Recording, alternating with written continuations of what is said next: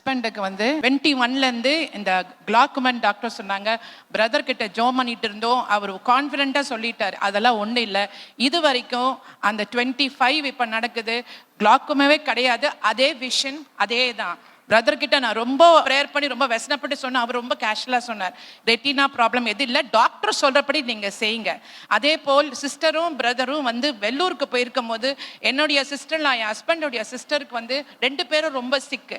அவங்க கால் ஆம்பிடேட் பண்ணணும்னு சொல்லிட்டாங்க. என்ன செய்யறது, நான் இங்கே இருக்கேன்.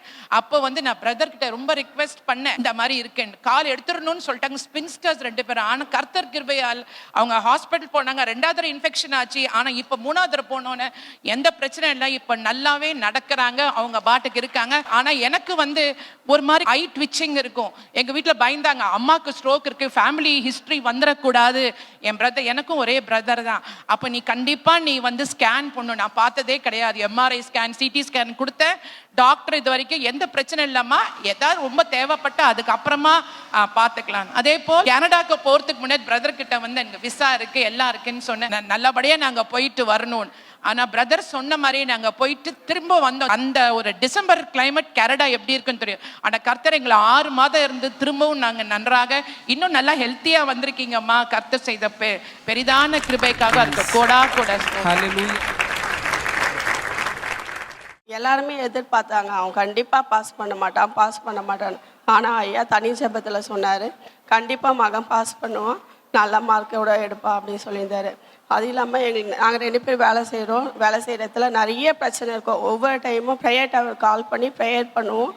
அந்த பிரச்சனைகள்லாம் இல்லாமல் எங்களுக்கு பனி போல் மறைஞ்சிடும். பாப்பா ஸ்கூலில் வந்து பாப்பாவை ரொம்ப டாமினேஷன் பண்ணுவாங்க. அவள் எதுலேயுமே ஃபஸ்ட்டு வரக்கூடாது, மற்ற பாப்பாங்க தான் ஃபஸ்ட்டு வரணும்னு. ஆனால் ஒவ்வொரு டைமும் ஐயா தனி ப்ரேயரில் சொல்லுவார், பாப்பா வந்து சாதனையாளராக தான் வருவானே. அவள் கலந்துக்கிற எல்லா காம்படிஷன்லையும் எங்கே போனாலும், எந்த காலேஜ் போனால், எந்த யூனிவர்சிட்டி போனாலும் அவள் தான் ஃபஸ்ட்டு வர மாதிரி ப்ரேயர் பண்ணிட்டு போவோம். ப்ரேயர் ஆயில் வச்சுட்டு போவேன், ஃபஸ்ட்டு வருவாங்க. அதே போல் நாங்கள் ஆல்ட்ரேஷன் பண்ணோம். ஆல்ட்ரேஷன் பண்ணுறதுக்கு என்கிட்ட காசு இல்லை. அதுக்கான தேவைகளை கடவுள் சந்திச்சார். அந்த சின்ன இடத்துல எப்படியெல்லாம் ஆல்ட்ரேஷன் பண்ணணும்னு சொல்லிட்டு கர்த்தர் வந்து ஞானத்தை கொடுத்து வழி நடத்தினார். வீட்டுக்கு தேவையான ஒவ்வொரு பொருள், AC, dishwasher, water heater, water purifier, பீரோ இருக்குது. ஆனால் மறுபடியும் மேற்கொண்டு வாங்க, சோஃபா, கட்டில் எல்லாமே திரும்ப ஒரு புது வீட்டுக்கு தேவையான பொருட்கள் வாங்குற மாதிரி எல்லாத்தையுமே கிருபை செஞ்சார். இஎம்ஐயில் வாங்கி இஎம்ஐயை அடைக்கிறதுக்கான தேவைகளையும் வந்து கடவுளை எங்களை வந்து செய்து முடிச்சார். எங்களை இந்த சாட்சியாக நிற்கிற கர்த்தருக்கும் ஐயாவுக்கும் கோடீஸ்வரன்.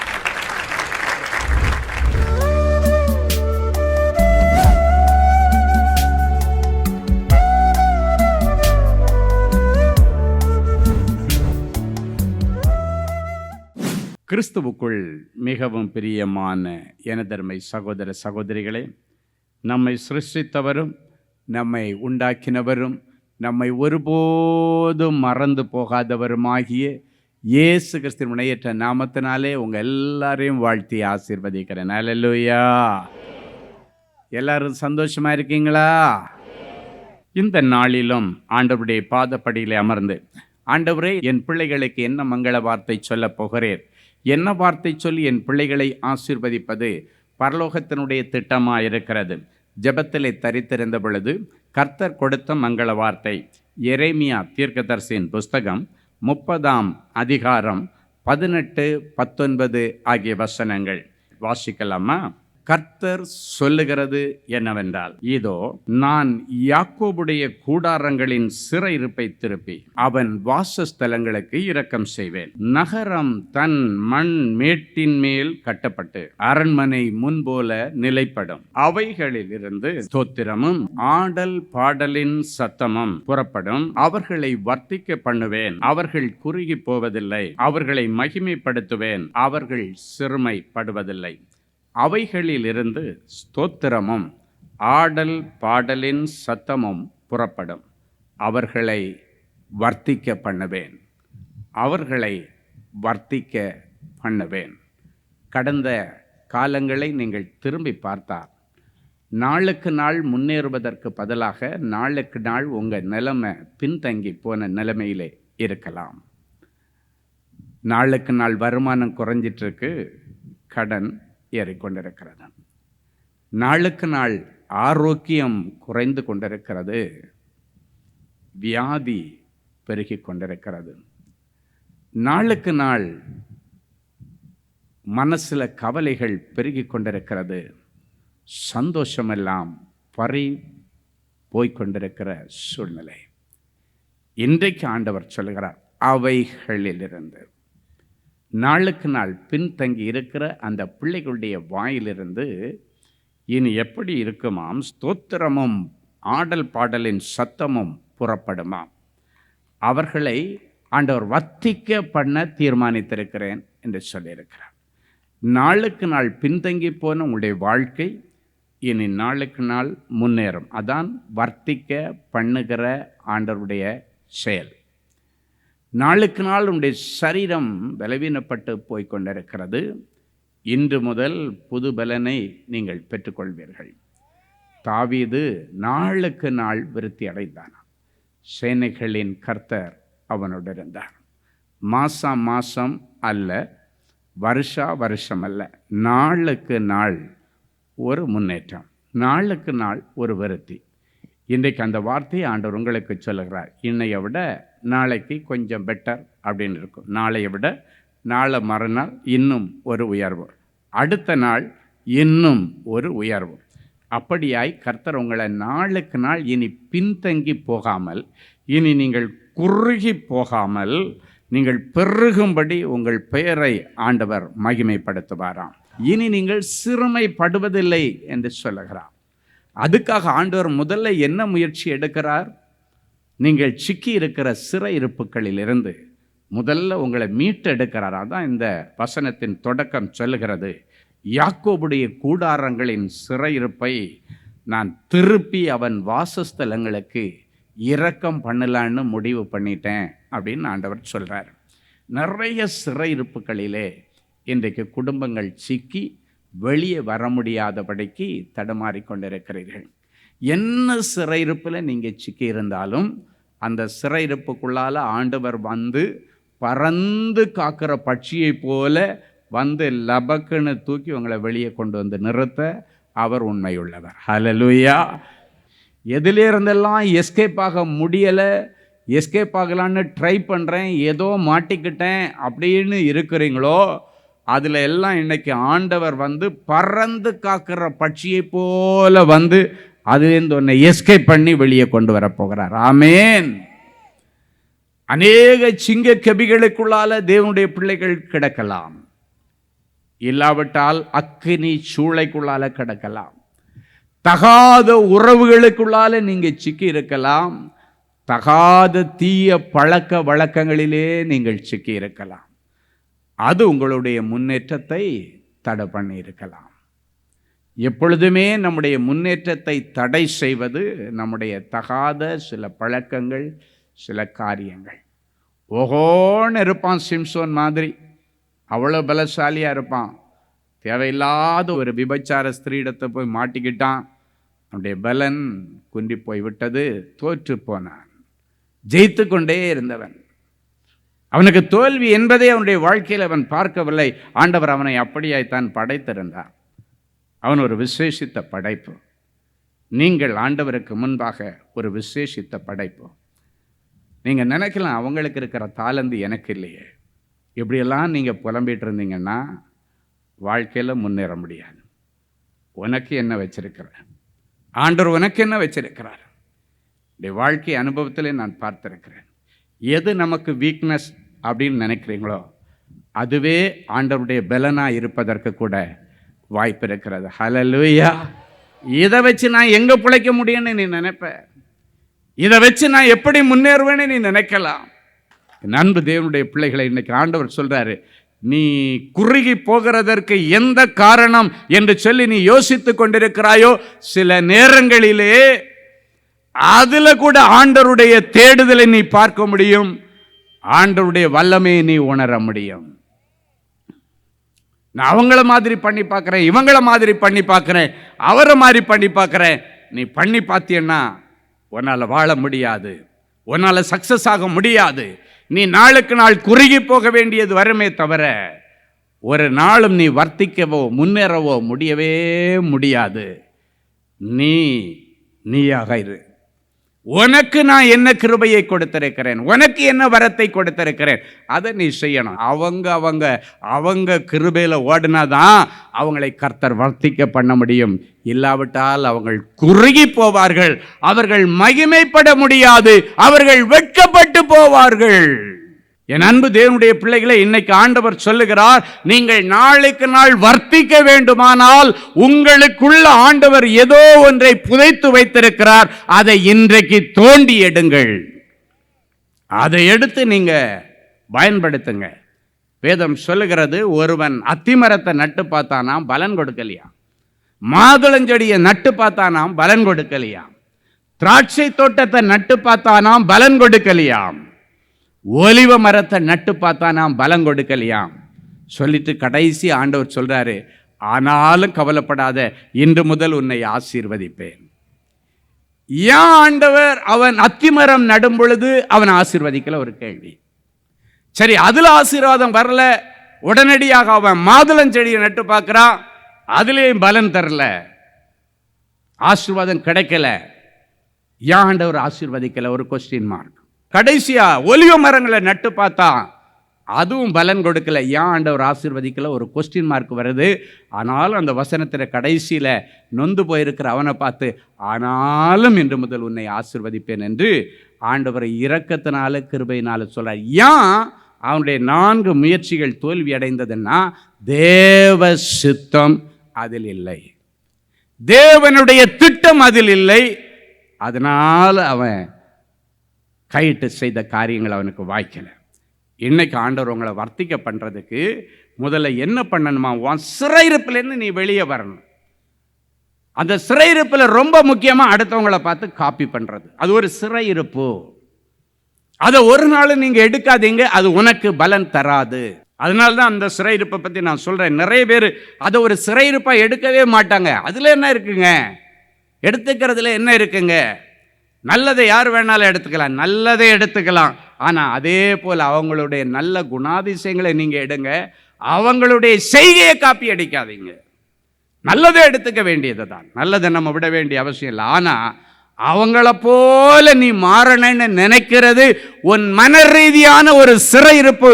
இன்னைக்கு ஆண்டவர் சொன்னார், அந்த சிறையிருப்பு தான் என் பிள்ளைகளுக்கு முதலாவது விடுதலை ஆக வேண்டிய ஒரு ஏரியா என்று ஆண்டவர் சொன்னார்.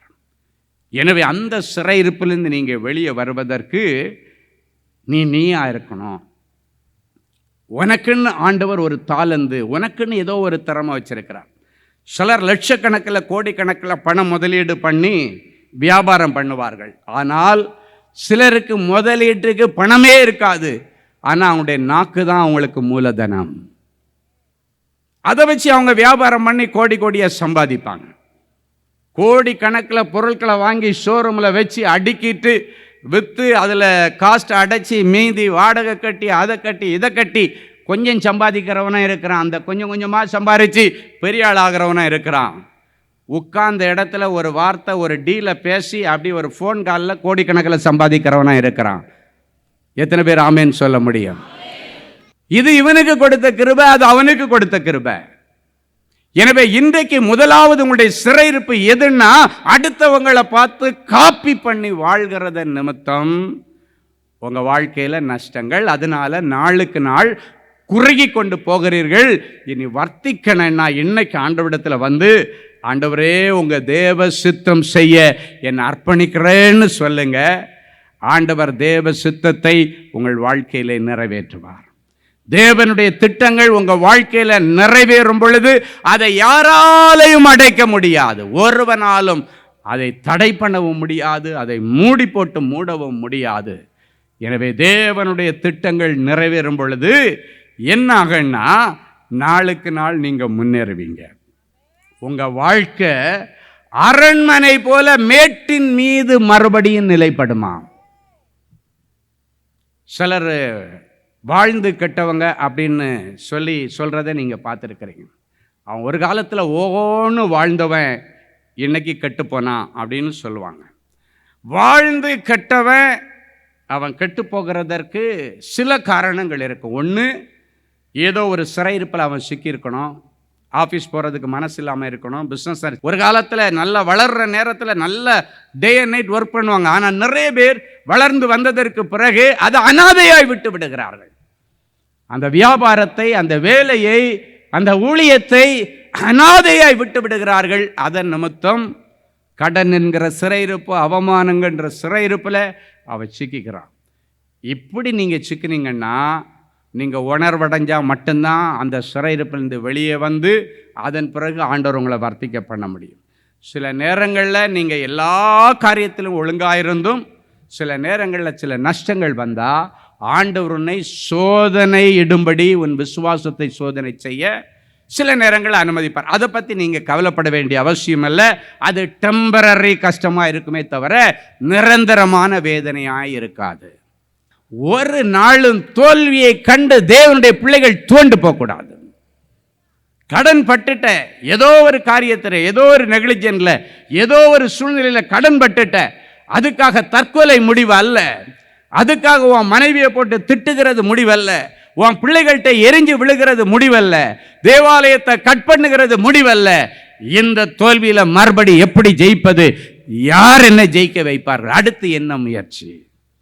அதுதான் இந்த வசனம். யாக்கோபுடைய சிறையிருப்புகளை நான் திருப்பி அவன் குடும்பத்திற்கு நான் இரக்கம் செய்வேன், நகரம் மேட்டின் மீது முன்போல நிலைப்படும். அப்ப அந்த சிறையிருப்பில் இருந்து திருப்புகிறது யார்? ஆண்டவர் தான் திருப்ப முடியும். அப்ப நம்ம யாரை தேடி பிடிக்கணும்? ஆண்டவரை பிடிக்கணும். ஹல்லேலூயா. ஆண்டவரே, ஞானம் இல்லாம நான் என்னென்னமோ பண்ணி இன்னைக்கு மாட்டிக்கிட்டேன், என்னை மன்னிங்க ஆண்டவரே, எனக்கு கூட நீங்க இருந்து சொல்லி கொடுங்க ஆண்டவரே. யார் யாரோ சொல்லி கொடுத்தான்னு கேட்டு பண்ணினேன், எனக்கு நீங்க தான் கூட இருந்த ஆலோசனை கர்த்தரா இருக்கணும். நீங்க சொல்லி பாருங்க, நீங்க இழந்து போன எல்லாத்தையும் ஆண்டவர் தருவார். ஹல்லேலூயா. மறுபடியும் ஆண்டவர் சொல்லுகிறார், இந்த தோல்வி ஒரு மனுஷனை ஒரு டிப்ரெஷனுக்கு நேராக கொண்டு போயிடக்கூடாது. இன்னும் ஒரு வெறித்தனமான விசுவாசம் ஆண்டவர் மேலே இருக்கணும். அதுக்கு தான் அந்த தோல்வி சில நேரங்களிலே ஆண்டவரால் கூட அனுமதிக்கப்படுகிறது. இன்னும் ஆண்டவருடைய காலை பிடிச்சிடணும். நீங்கள் பிடிச்சிங்கன்னா நீங்கள் விட்டதை பிடிப்பீங்க. என்னுடைய ஊழியத்தில் அற்புதங்கள் நடக்கிறதெல்லாம் பார்த்துருக்கிறேன். ரொம்ப டென்ஷனாக வருவாங்க. நான் வேற ஒன்றும் சொல்ல மாட்டேன், அவங்க ஃபெய்த்தை டெவலப் பண்ணுற 2 மங்கள வார்த்தையை சொல்லுவேன். ஃபெய்த்தை டெவலப் பண்ணுற மங்கள வார்த்தை. அந்த ஃபெய்த்து போய் அவங்களுக்கு அற்புதத்தை செய்யும். இந்த வார்த்தை உனக்காக ஆண்டவர் கொடுக்கிறார். ஜெபம் பண்ணி சொல்ல, உனக்கு இந்த வார்த்தை தான் ஆண்டவர் கொடுக்கிறார். இந்த வார்த்தையை பிடிச்சிட்டு போ, உன்னை பெரிய ஜாதியாக்குவேன் என்று சொன்னார். அன்றைக்கு ஆகாரை பார்த்து சொன்னார், உன் பிள்ளைய கையில் பிடிச்சிட்டு போ, அவனை பெரிய ஜாதியாக்குவேன்னு சொன்னார். ஆண்டவர் ஆக்கலையா? அவளுடைய விசுவாசம் தளர்ந்து போயிருந்தது. ஆண்டவர் விசுவாசத்தை ஊட்டினார். பிள்ளைய கையில் பிடிச்சிட்டு போ போ போ போ கிளம்பு, வனாந்தரத்தில் நிற்காத, அவனை பெரிய ஜாதியாக்குவேன், அவனிடத்திலிருந்து பிரபுக்கள் தோன்றுவார்கள், எல்லாம் சொல்லிட்டார். அந்த வார்த்தையை நம்பி போனாள். இன்றைக்கும் நீங்கள் அரபு தேசத்தை பார்த்தீங்கன்னா மன்னர் ஆட்சி தான். அங்கே இன்னும் ஜனநாயக ஆட்சி வரல. காரணம் என்னன்னா, ஆண்டவர் சொன்னாரு, உன் பிள்ளையிடத்திலிருந்து பிரபுக்கள் தோன்றுவார்கள். பிரபுக்கள்னா ராஜாக்கள். இன்னைக்கு அந்த அரபு தேசத்தில் இருக்கிற ராஜாக்கள், துபாய் எல்லாம் வெறும் பாலைவனம். ஆனால் ஆண்டவர் அங்கே அவனை தான் ராஜாவாக வச்சிருக்கார், நாட்டுக்கு ராஜா மாதிரி வச்சிருக்கிறார். நமக்கெல்லாம் மண்ணை தோண்டுனா போர் போட்டால் உள்ள என்ன வருது? தண்ணி வருது, சில இடத்துல காற்று தான் வருது. நம்ம ஒரு செழிப்பாக இருக்க, நல்ல ரெட் சாயில், நல்ல இடம் எல்லாம் இருக்கு. ஆனால் உள்ள தோண்டினா தண்ணி தான் வருது. ஆனால் அவன் பாலைவன மாதிரி இடம், மேலே ஒரு பச்சையும் காணும், ஆனால் தோண்டன பெட்ரோல் கிணறு இருக்கு. ஆமென். பெட்ரோல் விற்கிற விலைக்கு நம்ம எல்லாம் இனியெல்லாம் 2 வீலர் ஓட்ட முடியுமான்னு சந்தேகம். கார் வச்சிருக்கிறவங்க, சம்பளம் வாங்குறவங்க கொஞ்சம் கஷ்டம்தான். யோசித்து பார்த்தா இப்படி போயிட்டு அப்படி போயிட்டு வர்றதுக்குள்ளால 1000 ரூபாய்க்கு பெட்ரோல் டீசல் காணாமல் போயிடுது. அப்படிதான் போயிட்டு அப்படியே ஒரு ரவுண்ட் அடிச்சுட்டு வருவோம், அவ்வளோதான் காணும். 10,000 ரூபா சம்பளம் வாங்குறோம், எப்படி கார் வைக்க முடியும்? 10,000 ரூபா சம்பளம் வாங்குறோம், எப்படி பைக் வைக்க முடியும்? ஆண்டவர் அவனுக்கு உள்ள ஆயில் கிணற உள்ள வச்சிருக்கிறார், கேஸு எல்லாம் அவங்கள தான் நம்பி இருக்கு. காரணம் என்ன? ஒரு நம்பிக்கையின் வார்த்தை. எத்தனாயிரம் வருஷத்துக்கு முன்னாலே ஆண்டவர் ஆகார் நொந்து போய், அவ்வளவுதான் என் வாழ்க்கை, என் பிள்ளையுடைய வாழ்க்கை அவ்வளவுதான் இருக்கும் பொழுது ஆண்டவர் விசுவாசத்தை தூண்டுகிற ஒரு வார்த்தை சொன்னார், உன் பிள்ளைய கையில பிடிச்சுக்கிட்டு போயிட்டே இரு, அவனை பெரிய ஜாதியாக்குவேன். ஆண்டவர் உங்களை இன்றைக்கு வர்த்திக்க பண்ணுவேன், மறுபடியும் உங்க வாழ்க்கை அரண்மனை போல கட்டப்படும். அதுவும் சாதாரண இடத்துல இல்லை. இந்த வசனம் சொல்லுகிறது மேட்டின் மீது கட்டப்படும். அப்போ அதுக்காக ஆண்டவர் எடுக்கிற ஸ்டெப்பில் முதல்ல என்ன பண்ணுறாரு, உன்னுடைய ஃபினான்ஷியல் பேக்ரவுண்டை எல்லாம் கொஞ்சம் கிளறி சரி பண்ணி, கொஞ்சம் பிஸ்னஸ் எல்லாம் ஆசீர்வதிச்சு, வேலையை ஆசீர்வதிச்சு. ஏன்னா நிறைய குடும்பங்களில் மெயின் சண்டையே விட்டமின் சி இல்லாததுனால தான். அது சயின்ஸ் விட்டமின் சி இல்லை. குடும்பத்தில் சண்டை கொண்டு வர்ற விட்டமின்ஸ் பற்றாக்குறை என்ன? பணம். ஆமேன். ஆமாம், புருஷன் மட்டும் அன்னைக்கு கொஞ்சம் சம்பளத்தை கம்மியாக கொண்டு வந்துட்டாரு, அவ்வளோதான், 2ல் 1 பார்த்துருவாங்க. எங்கே போகிறது? அவர் கம்பெனியில் எல்லாம் பிடிச்சிட்டு கொடுக்கறது தான் அவர் கொண்டு வந்து கொடுக்க முடியும். ஆமேன். ஆமாம், 100 ரூபாய் எடுத்துகிட்டு கொடுத்தா எவளுக்கு கொண்டு கொடுத்த 100 ரூபாய்ன்னு கேட்பாங்க. 100 ரூபா குறைஞ்ச விட மாட்டாங்க. யார் அவரை ஒரு வழி பண்ணி, ஐயோ அம்மா தாயே, அடுத்த முறை நான் யாருக்கும் பிச்சை கூட கொடுக்க மாட்டேன், நீ வேணாம் கம்பெனியில் நீயே சம்பளம் வாங்கிக்க, தயவு செய்து என்னை விட்டுருன்னு காலில் விழாத குறையாக கெஞ்சுவான். ஏன்னா பிரச்சனை அந்த விட்டாமினில் தான் நிறைய குடும்பத்தில் ஆரம்பிக்குது. அப்போ வர்த்திக்க பண்ணுகிற ஆண்டவர் முதல்ல என்ன பண்ணுறாரு, உன்னுடைய விளைச்சலுக்கு வருமானத்திற்கு வழி செய்து நல்ல அமோக விளைச்சலை கொடுத்து ஃபினான்ஷியலாக உன்னை வர்த்திக்க பண்ண போகிறார். எத்தனை பேருக்கு சந்தோஷம்? அல்லேலூயா. என் அன்பு தேவனுடைய பிள்ளைகளே, நல்ல தேவ செய்தியை கேட்டீர்கள், நல்ல சாட்சிகளையும் பார்த்தீர்கள். ஆண்டவரே, நானும் இப்படிப்பட்ட ஒரு அற்புதத்துக்கு தானே காத்துட்ருக்கிறேன் அப்படின்னு ஏங்கிட்டு இருக்கிறீங்களா? உங்கள் அற்புதத்துக்காக அப்படியே நீங்கள் முழங்கால்களை தாழ்த்துங்க. இது உங்கள் அற்புதத்தின் நேரம். ஜெபிக்கலாமா? அன்பான ஆண்டவரே, உமக்கு நன்றி. நிறைஞ்ச மனசு என் பிள்ளைகளை ஆசீர்வதிக்கிறேன்.